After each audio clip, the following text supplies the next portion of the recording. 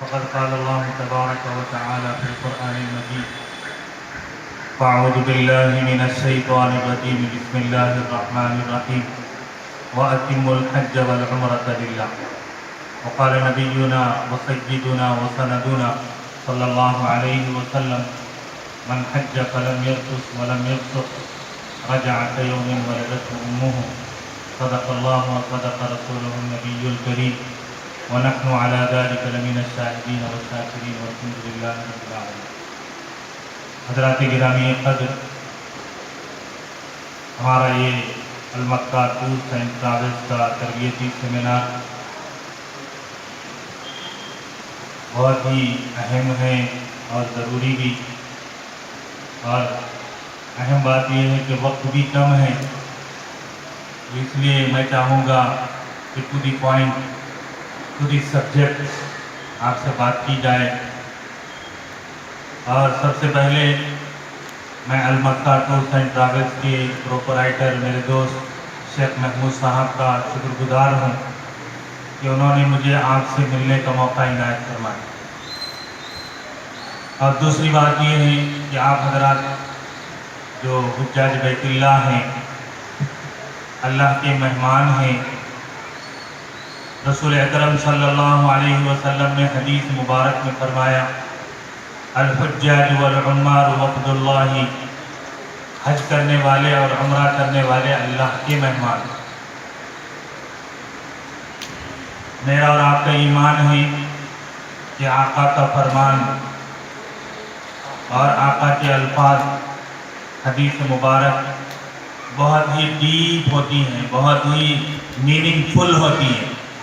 اللہ کے رسول نے فرمایا: الحجاج والعمار وفد اللہ، حج کرنے والا اور عمرہ کرنے والا اللہ کا مہمان ہے.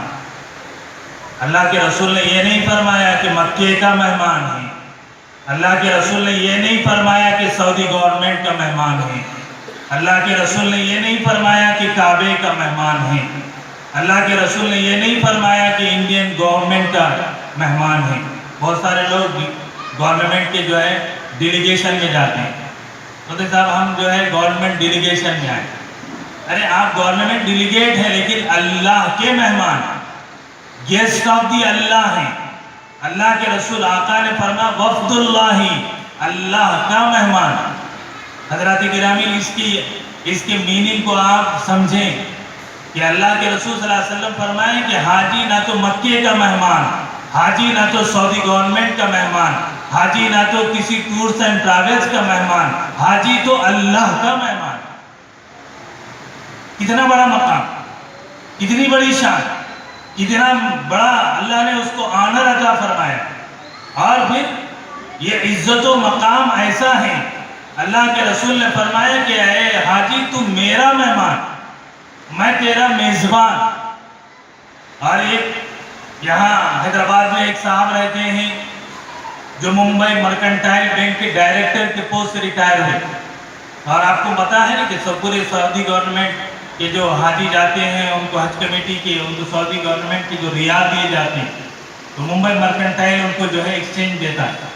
تو انہوں نے کہا کہ مفتی صاحب میں نے چونکہ ایز اے ایکسپیرینس کہ چونکہ حاجیوں کی خدمت ہم کر رہے ہیں، تو سعودی گورنمنٹ کے وہاں جو گراؤنڈ ریالٹیز کو ہم نے معلوم کیا تو ہم کو یہ پتہ چلا کہ مکے میں چونکہ پوری دنیا سے حاجی آتے ہیں تو وہاں پر 160 قسم کی روٹی ملتی ہے، جبکہ مکے میں نہ تو گیہوں اگتا ہے نہ جو اگتا ہے. مکے میں کسی چیز کی پیداوار نہیں ہے، لیکن اللہ اپنے مہمانوں کے لیے 160 قسم کی روٹیاں مکہ المکرمہ میں دستیاب. حضرات گرامی، یہ مہمان بھی کیسی شان والا. آقا صلی اللہ علیہ وسلم نے فرمایا ان دعوہ اجابہ، یہ مہمان ایسا ہے کہ دعا کے لیے ہاتھ اٹھائے گا، اللہ اس کی دعا کو قبول فرمائے. مہمان ہے، گھر بلایا ہے اس لیے کہ وہ جو مانگے گا اس کے دامن مراد کو مولا بھر دے گا. بات یہاں تک تو پھر بھی سمجھ میں آتی. یہاں ایک میزبان ہے، اپنے ایک مہمان کو بلایا، اس مہمان کی خاطرداری کر رہا ہے، یہ بات سمجھ میں آتی. لیکن قربان جائیے، قربان جائیے، آقا صلی اللہ علیہ وسلم نے فرمایا وَإِنِ اسْتَغْفَرُوا غَفَرَ لَهُمْ کہ یہ حاجی اپنے حق میں نہیں مانگے، یہ حاجی اپنی مغفرت طلب نہ کرے، یہ حاجی اپنے گناہگار ہونے کی اللہ کے سامنے اقرار نہ کرے، حاجی دوسرے کے حق میں دعا کرے، دوسرے کا نام لے لے۔ اللہ فرماتے ہیں وَإِنِ اسْتَغْفَرُوا غَفَرَ لَهُمْ، اللہ اس حاجی کو جس نے دوسرے کے لیے دعا کی اللہ اس کی بھی مغفرت فرماتے۔ یہ مہمان نوازی ہے، یہ میزبانی کا کمال ہے۔ اور حاجی بعض دفعہ ابھی مولانا فرما رہے تھے کہ دعا کے بارے میں ڈاؤٹ فل ہوتا ہے کہ ہم دعا کریں، ہم کو ڈاؤٹ ہوتا ہے کہ ہاں میری دعا قبول ہوئی کہ نہیں ہوئی، میں نے دعا کری کہ نہیں کری۔ ہم حاجیوں کے حق میں ہم سب کے محسن، ہم سب کے آقا، ہم سب کے رہبر محمد الرسول اللہ صلی اللہ علیہ وسلم دعا فرما کر گئے، اور خاص طور پر حاجیوں کے لیے کیا دعا فرمائی آقا نے؟ اللہم اغفر للحاج ولمن استغفر لہ الحاج، اے اللہ تو حاجی کی بھی مغفرت کر دے اور حاجی جس کے حق میں دعا کرے اس کی بھی مغفرت کر دے۔ اب کوئی ڈاؤٹ ہے کہ حاجی یہ کہے کہ میں دعا کروں دعا قبول نہ ہو؟ تو حضرات گرامی، جب اللہ ہمارا میزبان ہے اور ہم اللہ کے مہمان ہیں تو اس کا پاس و لحاظ رکھنا ہم سب کی ضرورت ہے۔ ایسا نہ ہو کہ اس میزبانی کے میزبانی میں کوئی کمی اور کوئی فرق نہ آئے اور مہمان جو ہے شکوے شکایات کرنے لگ جائے، مہمان جو ہے اپنی جو ہے عادتوں کو وہاں دہرانا شروع کر دے۔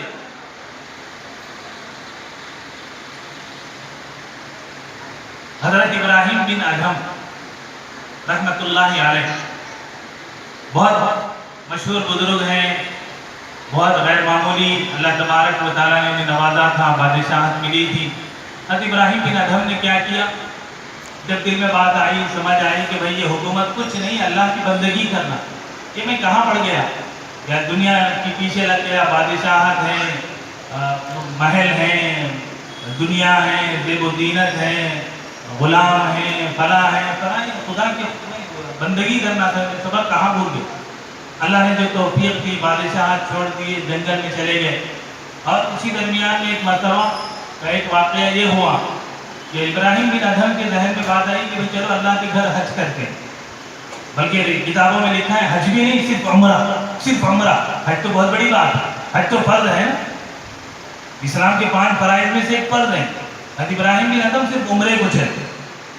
ابراہیم بن ادھم نے سوچا کہ بھائی اللہ کے گھر سبھی جاتے ہیں لیکن میں ایک نئے انداز سے، ایک بندگی کے ساتھ جاؤں گا، بندہ پن کے ساتھ جاؤں گا۔ تو پھر کیا کیا ابراہیم بن ادھم نے کہا کہ اپنے مریدوں اور اپنے دوستوں ساتھیوں سے کہا کہ بھائی ذرا سا مصلی اٹھا کر دے دو۔ لوگوں نے کہا کہ حضرت کیا کر رہے ہیں؟ بولے میں حج کو جا رہا ہوں۔ تو مصلی لیا اور پھر کہا کہ میں حج کی اور عمرے کی نیت سے جا رہا ہوں۔ ایک قدم اٹھایا تو مصلی بچھایا اور 2 رکعت نماز پڑھی، ایک قدم دائیں نہ قدم، پھر اس کے بعد بایاں قدم اٹھایا تو پھر مصلی بچھایا اور 2 رکعت نفل نماز پڑھی۔ تو اس طریقے سے ہر قدم پر 2 رکعت نفل پڑھتے پڑھتے پڑھتے پڑھتے پڑھتے مکہ پہنچے۔ اب آپ اندازہ لگائیے کہ کتنا وقت اور کتنا زمانہ ہوگا، اور ایک اللہ کا بندہ اتنی قربانیاں دے کر اللہ کے گھر پہنچا تو پھر اس کی اللہ کی رحمتوں کا کیا دیدار اس نے کیا ہوگا۔ دیکھ رہے مستقل اللہ کی رحمتیں ان پر برس ہیں۔